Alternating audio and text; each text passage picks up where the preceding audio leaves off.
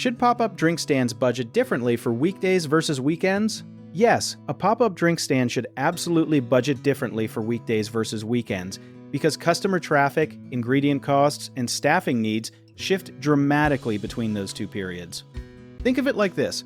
On weekdays, most people are busy working or in school, so foot traffic is usually lighter and steadier, which means you should buy smaller batches of ice, fruit, and cups so nothing goes to waste.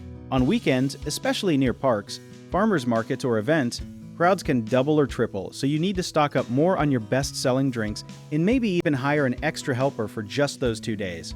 Here's something a lot of vendors do not think about. Weekday customers often want quicker, simpler drinks because they are on a short break, while weekend customers linger longer and are more willing to buy add-ons like extra toppings or bigger sizes, so your ingredient ratio should shift too.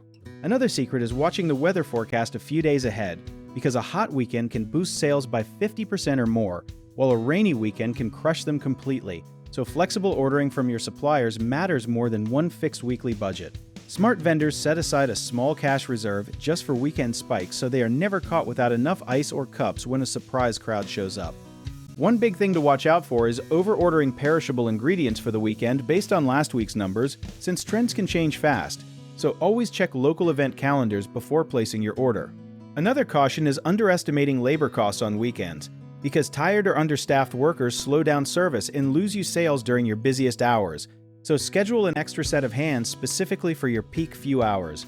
A less obvious point is that slow weekday periods are actually a great time to prep inventory, deep clean equipment, and test new recipes, so use that downtime wisely instead of just closing early. If you enjoyed this video, check out our online directories in the description below.